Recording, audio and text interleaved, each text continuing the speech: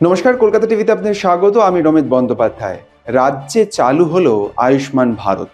একেবারে 16ই আগস্ট আয়ুষ্মান দিবস, আর সেখানেই মুখ্যমন্ত্রী একেবারে আনুষ্ঠানিকভাবে ঘোষণা করলেন আয়ুষ্মান ভারতের সুবিধা, কারা কারা এই আয়ুষ্মান ভারত পাবেন এবং কোন কোন হাসপাতাল রয়েছেন, কি কি সুবিধা পাবেন, বিস্তারিত জানালেন।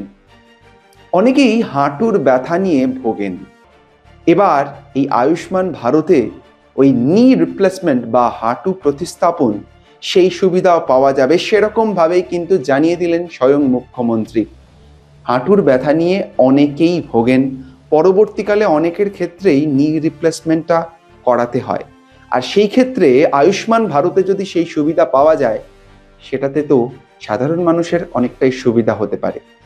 আয়ুষ্মান ভারত অর্থাৎ দেখা যাচ্ছে প্রায় আগে যেই স্কিম অর্থাৎ আমাদের রাজ্যে ছিল স্বাস্থ্যসাথী, সেই স্বাস্থ্যসাথী স্কিম শুধু আমাদের রাজ্যেই পাওয়া যেত। তবে আয়ুষ্মান ভারত শোনা যাচ্ছে, যেরকমভাবে মুখ্যমন্ত্রী জানিয়েছেন, আয়ুষ্মান ভারত কিন্তু পাওয়া যাবে দেশ জুড়ে অন্যান্য রাজ্যেও। অর্থাৎ আপনি যে কোনো রাজ্যে গেলেই কিন্তু এই সুবিধাটা পাবেন যদি আপনার আয়ুষ্মান কার্ড থেকে থাকে। এবং সেখানে দেখা যাচ্ছে প্রায় 38,604টি হাসপাতাল এই সুবিধা কিন্তু সাধারণ মানুষকে প্রদান করবে।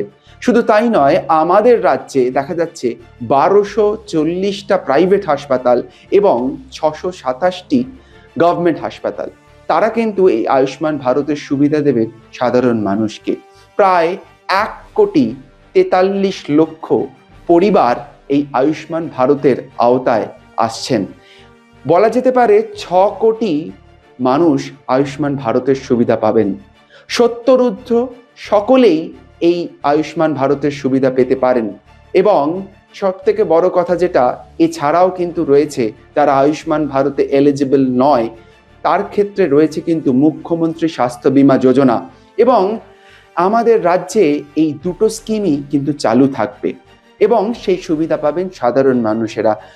প্রায় 80 লক্ষ মানুষ এই মুখ্যমন্ত্রী স্বাস্থ্য বীমা যোজনা তার সুবিধা পাবেন, সেরকমভাবেই জানিয়েছেন মুখ্যমন্ত্রী।